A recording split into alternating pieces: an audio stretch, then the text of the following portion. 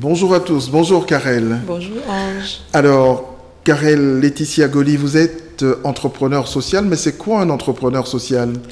L'entrepreneur social est celui qui met à la disposition de l'intérêt général les principes de l'économie. C'est-à-dire?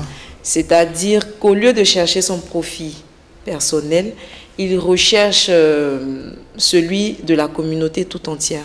De quoi vit un entrepreneur social? Un entrepreneur social vit de son activité, principalement. Mais ce qui fait la différence avec le businessman classique est qu'il axe en fait ses bénéfices afin d'arriver à un certain mieux-être. Très bien.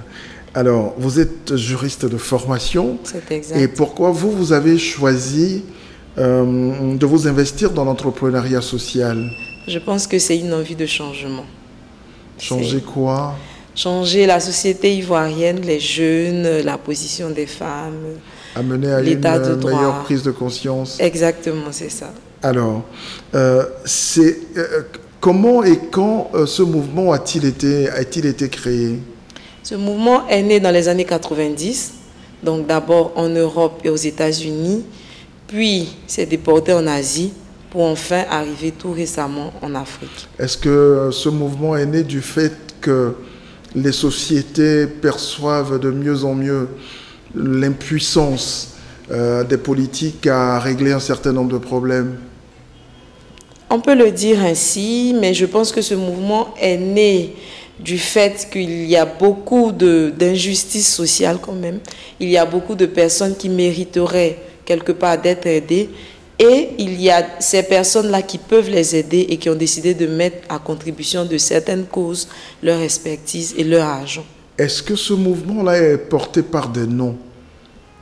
Celui que je connais le mieux, enfin que j'ai lu, c'est Mohamed Younous, donc ancien prix Nobel de la paix de 2006 et par ailleurs président de la Grameen Bank. Alors, en quoi consistait son activité? Son activité consistait à prêter de l'argent aux plus pauvres avec des taux très bas ou même à 0%. Mais est-ce qu'il y est vraiment arrivé? Oui, il y est arrivé. Aujourd'hui, sa banque est l'une des plus grandes du Bangladesh. Donc, il donne des bourses sociales aux plus pauvres. Il a réussi à faire des mendiants des entrepreneurs. C'est-à-dire qu'au lieu de mendier, la banque leur donnait 12 $ avec possibilité de rembourser ou non, mais en leur donnant des secteurs dans lesquels ils pouvaient s'investir. Et vous pensez qu'on peut faire ça aussi en Afrique? C'est possible, oui. C'est possible. Oui. Alors, il y a de plus en plus de personnes qui s'investissent donc dans l'entrepreneuriat social aujourd'hui. En Côte d'Ivoire, quel état des lieux en faites-vous?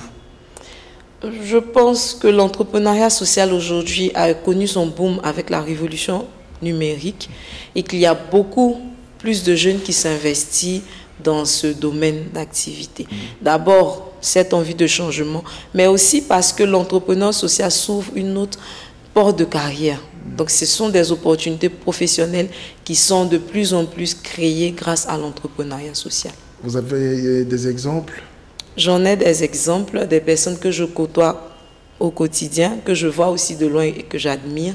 Donc, par exemple, on a mademoiselle Chonté Silué. Qu'est-ce qu'elle fait particulièrement? Donc, elle a créé le centre Ulysse à Yopougon de ses économies personnelles. Et elle est le nouveau visage de l'éducation, donc l'éducation de base. Elle travaille avec les enfants en leur inculquant le goût de lire. Très bien. Voilà. Y en a-t-il d'autres dans d'autres domaines? Oui, dans d'autres domaines, également, puisque l'éducation est l'un des aspects, on va dire, de l'entrepreneuriat social, mais c'est un domaine qui est très hétéroclite.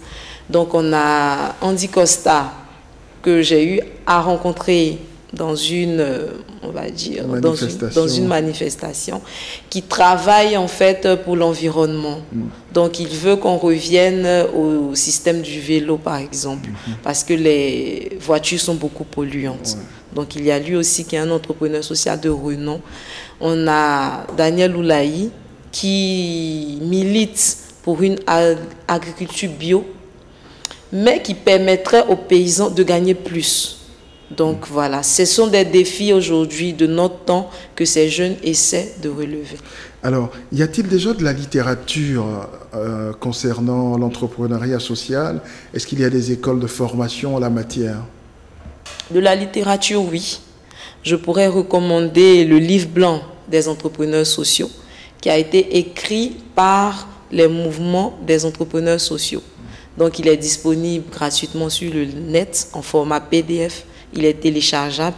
Donc, il permet à ceux qui voudraient se lancer de mieux comprendre ce que c'est, de mieux comprendre les défis et de savoir ce que doit être l'entrepreneur social. Donc, en fait, un entrepreneur social, c'est un bénévole, tout simplement. Pas forcément. Pas forcément un bénévole. C'est quelqu'un qui, comme j'ai dit, allie l'économie à l'intérêt général. Très bien. Voilà. Donc, l'entrepreneur social a une entreprise, fait des bénéfices, mais ces bénéfices-là sont reversés encore pour la communauté. Très bien. Merci et très bonne journée. Merci à vous aussi.